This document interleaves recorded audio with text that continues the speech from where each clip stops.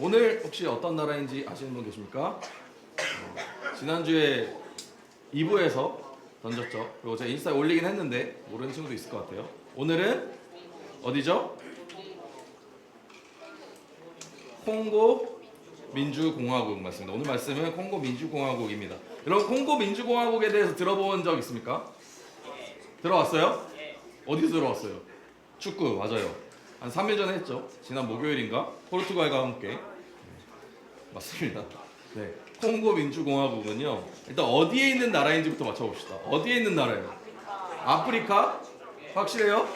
네, 아프리카에 있습니다. 아프리카에서 여러분 콩고 민주공화국 문제 하나 내겠습니다. 문제 벌써 나오네. 자, 콩고 민주공화국. 근데 내도 못 맞출 것 같긴 한데 내볼까요? 아프리카에서 가장 큰 땅을 차지하고 있는 나라는 어디 나라일까요?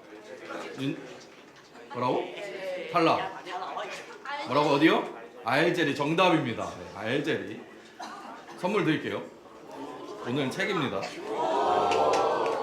좀 이따 이 책이 무슨 책인지 소개해 드릴게요. 자, 그럼 두 번째로 큰 면적을 가진 나라는 어딜까요? 어디요? 수단?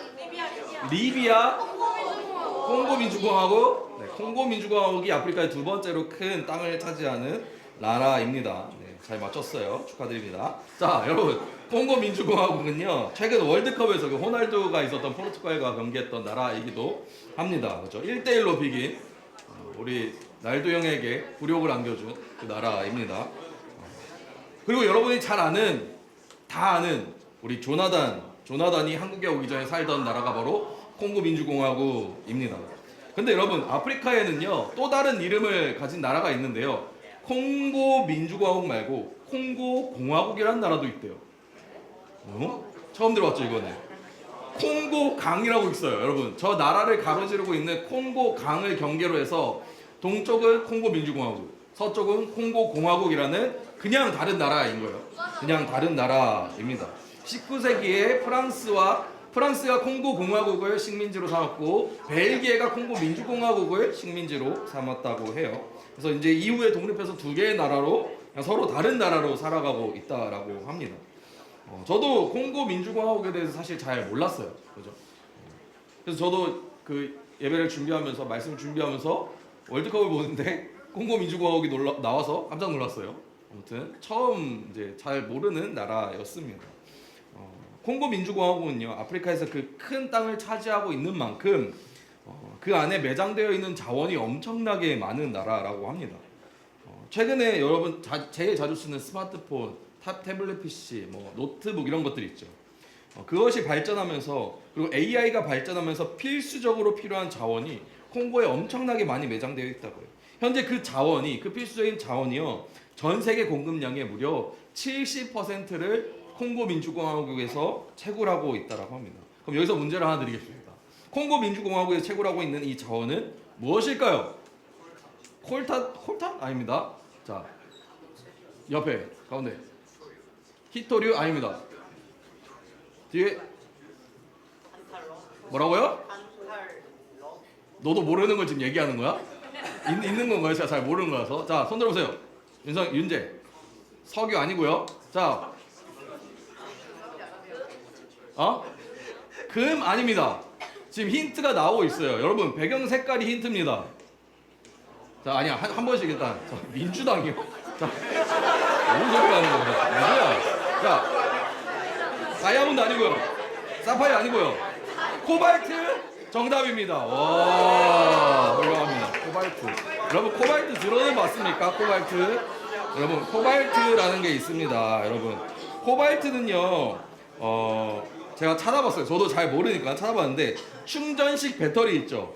주요 구성 물질이래요. 배터리에서 리튬이 연료라면 이 코발트는 안전장치 역할을 하는 재료라고 합니다. 아까 그 색깔을 말했던 것처럼 여러분 그 빈센트 반 고흐 알죠? 반 고흐의 그 파란색이 바로 이 코발트 재료를 섞어서 만든 물감의 색깔이라고 합니다. 그래서 조선 시대 때 그 청화백자라는 게 있어요. 백자에 파란색으로 이렇게 색칠하는 그것 또한 코발트를 섞어서 만든 염료로 색칠을 했다라고 합니다. 생각보다 우리가 잘 알고 있는 물질이었던 거예요. 여러분 근데 코발트는요 그래서 오늘날 없어서는 안 되는 자원이라고 합니다. 근데요 이 자원을 채굴하는데 문제가 좀 있어요. 콩고 민주공화국에서 이 코발트를 아까 70% 정도 채굴한다 했잖아요. 근데 이 중에 한 15에서 30% 정도는 그냥 손과 발로 사람들이 채굴한대요. 나머지는 기계로 어떻게 이렇게 채굴을 하는데 한 15% 30%꽤 큰 비중이거든요. 그거를 손과 발로 채굴한다는 거예요. 근데 이 채굴하는 비중이 얼마나 크냐면 세계에서 2위로 코발트를 채굴하는 나라가 인도네시아예요. 근데 인도네시아에서 채굴하는 양보다 더 많은 양을 손과 발로 그냥 이렇게 채굴을 하고 있다라는 것입니다. 근데 문제는 뭐냐면요. 이걸 채굴하는 게 어린 아이들이라는 거예요. 무려 4만 명이 넘는 아이들이요. 매일 거대한 개미 땅굴같이 생긴 데를 파고 들어가서 맨손으로 그 돌을 캐서 코발트를 채굴하고 있는 거예요. 언제 붕괴할지도 모르는 위험한 곳에서. 그리고 코발트에는 발암 물질이 있어요. 그걸 손으로 만진다는 것은 매우 위험한 일이에요. 그럼에도 불구하고 이 아이들이 코발트를 매일매일 맨손으로 채굴하고 있다라는 겁니다. 심지어 이 코발트가 나와서 채굴하고 그것을 씻고 하는 과정에서 이 매립되어 있는 그 마을은요 완전히 오염돼가지고 태어나는 아이들이 다 장애를 가지고 태어나고 사람들이 암에 걸리고 그런 끔찍한 일이 일어나고 있다고 합니다. 그래서 미국과 유럽에서는요 이것을 채굴하는 것을 금지하기도 한다고 합니다. 그런데 콩고 민주공화국에서는 아이들이 이것을 맨손으로 맨발로 들어가서 채굴하고 있다라는 것입니다. 10살, 12살밖에 안 된 그런 아이들이 들어가서 일을 하고 있다라는 거예요. 저도 이 사실을 이번에 처음 접하게 되었습니다. 어쩌면 들어봤던 친구들도 있을 것 같아요. 어쩌면 저도 들어봤을 수도 있어요. 그런데 별로 중요하게 생각하지 않고 있어서 그냥 잊혀졌을지도 모르겠다라는 생각을 합니다. 우리가 매일 스마트폰을 쓰고 핸드폰, PC를 쓰고 타블렛을 쓰고 할 때 거기에 필수적으로 들어가 있는 게 바로 이 코발트인데 이것이 어디에서 왔는지 어떻게 채굴되고 있는지 우리는 사실 별 관심이 없죠. 그래서 우리는 잘 몰랐어요. 이것이 어떠한 과정을 거쳐서 우리에게 오게 됐는지 우리는 몰랐습니다. 그러나 우리가 이걸 몰랐다고 해서 이러한 문제들에 있어서 우리가 책임이 없는가? 우리는 아무 잘못도 없는 것인가? 한번 곰곰이 생각해 봐야 될 것 같습니다. 오늘 말씀에서는요, 예수님이 이 질문에 대한 대답을 우리에게 해주십니다. 오늘 말씀에는 부자와 거지의 이야기가 나옵니다. 그래서 부자가 심판을 받은 이유가 나오는데요. 한번 오늘 말씀을 통해서 한번 그 부자가 심판받은 이유에 대해서 한번 생각해 봤으면 좋겠습니다. 오늘 말씀은 예수님이 들려준 비유 이야기예요. 두 명의 등장인물이 나타납니다. 누구였죠? 부자와 거지 나사로. 거지는 이름이 있어요. 나사로라는 하는 이 인물이 등장합니다. 우리 19절 20절 말씀 한번 다시 한번 읽어보겠습니다. 우리 함께 읽겠습니다. 시작. 한 부자가 있어 즐기더라. 그런데 나사로라 이름하는 한 거지가 헌데 투성이로 그의 대문 앞에 버려진 채 그 부자의 상에서 떨어지는 것으로 배를 채우려 하매 배들이 그의 헌데를 막더라. 아멘. 여러분 자색 옷과 고운 배옷 그 당시에 상당히 비싼 옷이었습니다. 왕족이나 귀족들이나 입는 옷이었어요. 그리고 이 부자는 날마다 호화롭게 잔치를 했다라고 합니다. 매일매일 파티를 한 거예요.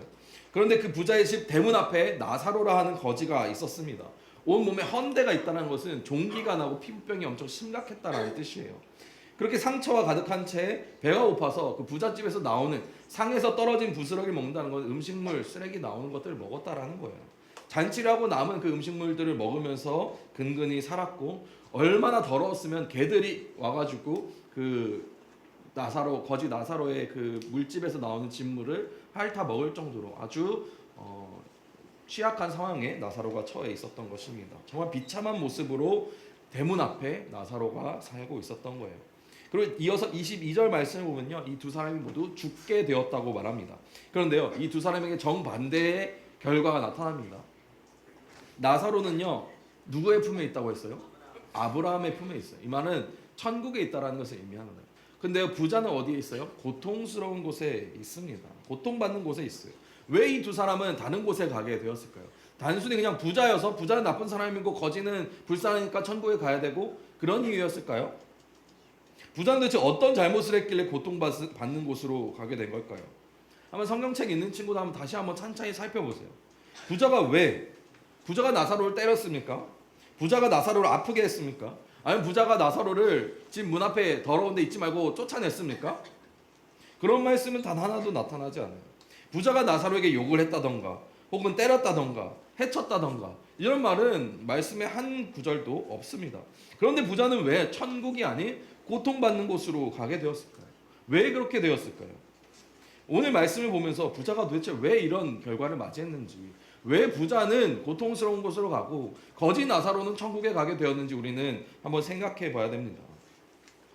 만약에 부자면 무조건 고통받는 지옥으로 간다 라고 한다면 여러분 부자가 되고 싶습니까? 진짜 부자가 되고 싶지 않아요? 좀 아이러니하지 않아요? 나 우리 부자 돼야 되는데 부자는 지옥에 가고 거지는 천국에 간다면 우린 뭐가 돼야 돼요? 거지가 돼야 돼요. 말이 안 되잖아요. 그래서 오늘 말씀을 잘 찾아봤어요. 왜 부자는 고통받는 곳에 가게 되었는가?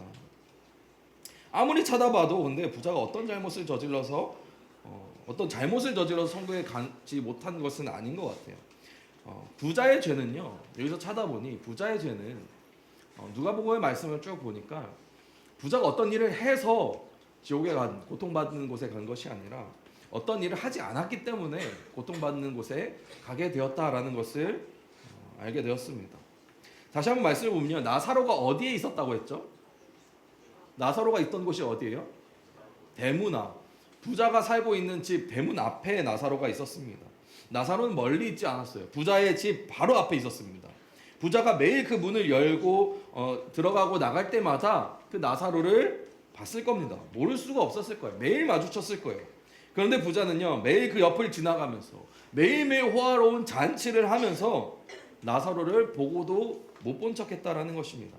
그렇다면 이 말씀은 무엇을 의미할까요? 이 예수님이 하신 이 비유의 핵심은요, 적극적으로 우리가 누구를 때리거나 욕하거나 해치거나 남의 것을 훔치거나 이런 것만이 죄가 아니라는 거예요. 우리 문 앞에 있는 고통받는 사람을 외면하는 것, 그것도 죄가 된다는 것입니다. 우리가 보통 죄를 생각할 때는 이렇게 생각하죠. 우리가 어떤 일을 행했을 때, 어떤 내가 잘못된 일을 행했을 때 내가 죄를 저질렀다라고 생각을 합니다. 그런데 오늘 예수님의 이 비유 말씀은 전혀 다른 이야기인 거예요. 아무것도 하지 않는 것, 알면서도 외면하는 것, 무관심한 것, 그것 또한 하나님 앞에서는 죄가 될 수 있다라고 오늘 하나님 말씀하고 계신 겁니다. 나사로는요, 그 부잣집 대문 앞에 모를 수가 없는 그 자리에 있었어요. 그런데 부자는 못 본 척했다라는 거예요. 우리도 한번 생각해 봅시다. 여러분 주변에 이 대문 앞에 나사로와 같은 존재가 있습니까? 우리 삶 주변에 대문 앞에 이 나사로와 같은 우리가 알고도 외면하고 있는 사람들, 모른 척하고 있는 사람들이 있는지 한번 생각해 봅시다. 앞서 이야기했던 콩고 민주공화국의 한번 코발트를 한번 다시 생각해 봅시다. 코발트는요, 우리가 매일 사용하는 이 스마트폰 혹은 이 패드, 노트북, 그리고 우리 사용하는 AI 데이터 센터에 모두 들어가 있는 재료입니다. 혹시 여러분 파리 기후 협약이라는 것 아세요? 다 들어보셨죠, 한 번쯤? 파리 기후 협약. 2040년까지 지구 온난화를 막기 위해서 한 1.5도에서 2도의 기온을 내려야 된다. 상승을 막아야 된다. 그래서 이산화탄소를 줄여야 된다. 그래서 대안이 뭐예요? 내연기관 자동차를 없애고 전기차를 타고 이런 것들이 대안으로 제안이 된단 말이에요. 그런데요, 문제는요, 이것이 잘못됐다는 얘기는 아니에요. 근데 우리가 또한 알아야 될 것이 있어요. 그렇게 하기 위해서는 이 기후협약을 위해서 우리가 대체해야 될 그 모든 것들, 어떤 풍력 발전기라든지 전기차라든지 그 대체해야 되는 것들에 들어가야 되는 코발트는 지금의 40배가 필요하다고 합니다. 그럼 그 40배 채굴 하려면은 그 콩고 민주공화국에 있는 아이들이 지금 채굴하는 것에 비해 40배를 더 채굴해야 되는 그런 상황이라는 거죠. 그것이 뭐가 잘못됐고 무엇이 잘됐다를 얘기하자는 것이 아니라 우리 이 상황을 알아야 된다라는 거예요. 우리는 지속 가능한 미래를 위해서 그 핵심 광물을 가지고 있는 나라의 아이들은 그 혜택을 누리지 못하고 오히려 우리는 그 아이들의 생명을 대가로 우리의 미래를 늘려나가야 된다라고 지금 얘기를 하고 있다라는 거예요. 우리가 이러한 것들을 우리가 알지 못하고 우리가 외면하고 살아가고 있다는 사실을 꼭 기억해야 됩니다. 아까 우리 선물로 나눠준 책 있죠? 책 제목이 뭐예요? 아이를 위한 지구는 없다라는 책이 있습니다. 같은 제목으로 다큐멘터리가 있었어요. KBS 다큐멘터리. 한 3년 전인가 방영을 했더라고요. 저는 잘 몰랐는데 아마 보신 분도 있을 것 같아요. 혹시 보신 분 있어요? 이거 본 적 있어야 하는 친구나 선생님 계십니까? 아무도 없습니까? 유튜브에 보면은 전체 내용이 다 올라와 있어요. 그래서 한번 찾아서 보면 좋을 것 같아요. 이 책에 있는 내용은 거의 동일한 내용입니다. 제가 책을 먼저 읽고 이제 검색해보니까 영상이 있어서 보니까 오히려 영상의 내용이 좀 더 많아요. 근데 책으로 봤을 때 좀 더 와닿는 마음들이 있었던 것 같아요. 우리가 글로 봤을 때 이 참혹한 현실을 마주할 수 있을 것 같아서 여러분에게 선물로 줬는데, 선물로 받은 두 친구는 그 책을 읽고 독후감을 써서 내는 게 아니라 책을 읽고 하나님 주시는 그 마음을 가지고 꼭 기도를 했으면 좋겠습니다. 이 아이들을 위해서, 이 땅을 위해서 한번 기도해봤으면 좋겠어요. 이 책에 있는 내용 중에 한 어린 아이를 한번 소개하고 싶은데요. 옆 사진에 있는 친구입니다. 빨간색 후드를 쓰고 있는 친구인데 이름이 카스라는 친구예요. 이 카스라는 친구는 자동차를 엄청 좋아한대요. 자동차 정비공이 되고 싶다고 합니다. 학교 가는 것도 매우 좋아했어요. 그런데 이 친구는 매일매일 그 코발트를 채굴해야 돼서 학교를 가지 못하고 매일 그 광산으로 나갑니다. 매일 그 좁은 땅굴로 들어가고 흙을 파고 무거운 돌을 나르고 코발트를 채굴합니다. 그렇게 하루 종일 일해서 이 친구가 버는 돈이 한 1에서 2달러 정도, 우리나라 돈으로 한 2,000원 정도 된다고 해요. 이 아이들이 캔 그 코발트 광석은 어디로 갈까요? 우리가 사용하는 핸드폰, 전기차 배터리, 노트북, 태블릿, 우리가 매일 쓰는 이 전자제품 속으로 들어오게 됩니다. 그럼 이걸로 누가 돈을 벌까요? 저 친구들이 돈을 벌게 될까요? 이 세계 최고의 기술을 가진 기업들만 돈이 벌게 돼요. 그런데요, 뭐 기업들이 잘못됐다는 얘기를 하는 것이 아니에요. 근데 이 기업들은 이렇게 어린 아이들이 위험한 상황에서 노동을 해서 채굴하는 것을 모른 척하고 있다라는 것입니다. 우리는 그것이 잘못되었다라는 것을 꼭 기억해야 됩니다. 우리는 이 친구들이 캐는 이 광물로 미래를 얘기해요. 우리가 이 코발트로 전기차를 생산하고 AI 센터를 마련해서 우리 인류의 미래를 더 발전시킬 수 있을 것이다. 화성에 가서 사람들이 살 수 있을 것이다. 그런데 그 밑에서, 그 지하 땅굴에서 코발트를 캐고 있는 그 아이들의 꿈에 대해서는 우리가 생각하지 않는다는 겁니다. 여러분도 다 꿈이 있을 거예요. 아직 내가 뭘 해야 될지 모르겠다 하는 친구들도 있겠지만, 여러분이 무언가를 하고 싶은 마음이 분명히 들 겁니다. 어떤 친구는 의사가 되고 싶고, 운동선수가 되고 싶고, 좋은 대학에 가고 싶고, 각자 그리는 미래가 있을 거예요. 저는 여러분들이 어떤 꿈을 가지든 그것이 잘못됐다라고 생각하지 않습니다. 여러분들이 성공하고 싶고, 좋은 대학에 가고 싶고, 돈을 많은 직업을 버는 것 잘못됐다고 생각하지 않습니다. 그러나 하나 물어보고 싶은 것이 있습니다. 이 말씀을 준비하면서 또 책을 읽고 저 영상을 보면서 어떤 생각이 들었냐면, 우리 서울에서 사는 우리에게 일어나지 말아야 할 일들은 저 콩고 민주공화국에 있는 아이들에게서도 일어나지 말아야 된다는 것입니다.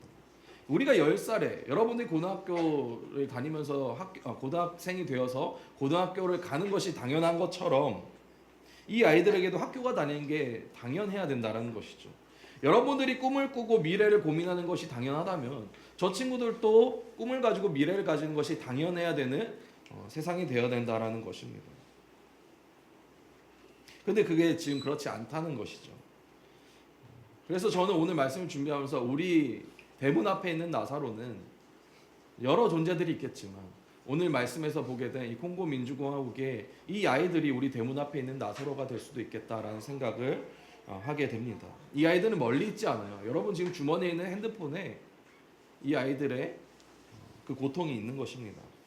그렇다면 그리스도인 청소년으로서 우리가 가장 먼저 해야 될 일은 무엇일까요? 핸드폰을 깨부시는 거예요? 그럼 아니겠죠. 이 문제를 외면하지 않고 인식하는 것, 우리가 인지하는 것, 알고 있는 것, 잊지 않는 것이 가장 중요합니다. 부자의 죄가 뭐라고 했죠? 나사로를 해친 것이 죄가 아니라 보고도 외면한 것이 죄였다라는 거예요. 우리가 지금 이 사실을 알게 되었어요. 여러분 이제 이 사실을 알게 되었죠? 다 들었죠? 혹시 이렇게 듣고 이렇게 흘려보낸 친구 있습니까? 지금 여러분은 다 이 상황에 대해서 다 들었잖아요. 이제 여러분들은 이 아이들을 외면할 수 없는 것입니다. 더 이상 하나님이 여러분에게 물어봤을 때, 얘들아, 너네 그 코발트 캐다가 죽은 아이들, 고통받는 아이들 이야기 아니 모르니 물었을 때, 저 모르는데요? 라고 할 수 없는 상황에 처했습니다. 여러분들은 우리 모두는 공범이 되었어요. 그렇기 때문에 우리는 절대 잊지 말아야 됩니다. 그래서 여러분들에게 이 질문을 남기고 싶은데, 여러분들이 배우는 것이, 여러분이 만들게 될 것이 결국 누구를 위한 것이 되는가, 이런 것들을 여러분이 꿈을 꾸면서 미래를 준비하면서 꼭 기억했으면 좋겠습니다. 여러분이 앞으로 무엇을 배우든 어떤 일을 하든 내 주변에 있는 이웃들을 한 번씩 돌아보고 고민할 수 있기를 바랍니다. 여러분의 성공을 위해서, 우리의 편리함을 위해서 누군가의 꿈이 희생되는 것을 당연하게 여기는 그런 친구들이 되지 않았으면 좋겠습니다. 그렇다면 우리가 구체적으로 무엇을 할 수 있을까요? 아주 짧게 세 가지를 한번 생각해 봤습니다. 우리가 당장 콩고로 날아가서 아이들 좀 구해올까요? 어떻게 할까요? 우리의 힘으로 할 수 없는 일이죠, 그 일은. 그런데 우리가 할 수 있는 작은 실천들을 한번 생각해 봤습니다. 첫 번째는 방금 이야기했던 것처럼 이 문제를 알고 살아가는 것입니다. 이 이야기를 듣기 전까지는 우리는 몰랐겠죠. 근데 이제는 알게 되었잖아요.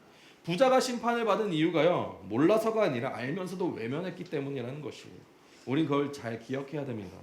이제 우리가 스마트폰을 쓸 때마다 이 안에 어떠한 사람들의 노력이 있었는지, 고통이 있었는지 기억해야 되고, 저도 반성하지만 우리가 이런 것들을 좀 더 아끼고 더 오래 사용하는데 우리가 더 노력해야 된다라는 것을 기억했으면 좋겠습니다. 두 번째로는요, 내가 꾸는 그 꿈의 방향을 점검하는 것입니다. 여러분이 앞으로 공부를 하고 또 대학에 진학하고 또 여러분의 어떤 직업을 찾아서 갈 때에 그 길을 선택하고 걸어갈 때마다 이런 질문들을 계속 던졌으면 좋겠어요. 내가 이 하는 것들이 나만 잘 먹고 잘 사는 것이 아니라 누군가에게도 좀 선한 영향력을 미칠 수 있는 그러한 일들을 우리 그리스도인 청소년들이 해나갔으면 좋겠습니다. 마지막 세 번째로는요, 기도하는 것입니다. 우리가 직접 할 수 있는 게 적어 보이더라도 하나님은 그렇지 않다라는 거예요. 우리가 하나님께 기도할 때 하나님께서 이 아이들에게 선한 손을 베풀어 주시고 은혜를 베풀어 주시고 자비를 베풀어 주시기를 함께 기도했으면 좋겠습니다. 말씀을 정리하겠습니다. 오늘 우리는 어디 나라의 이야기를 들었죠? 콩고 민주공화국에 대해서 알게 되었습니다. 그곳에서 우리가 매일 사용하는 이 스마트폰과 수많은 전자기기에 필요한 그 광물인 코발트를 채굴하는 아이들에 대한 이야기를 우리 들었어요. 지금도 이 시간에도 컴컴한 광산 아래에서 노동을 하고 있는 아이들이 있다라는 것을 잊지 말아야 됩니다. 이제 우리는 더 이상 그 이야기를 몰랐어요 라고 말할 수는 없습니다. 그렇기 때문에 여러분이 앞으로 꿈을 꿀 때마다, 미래를 고민할 때마다 여러분 옆에 함께 그 꿈과 미래를 고민하는 아이들이 있다는 사실을 꼭 기억했으면 좋겠습니다.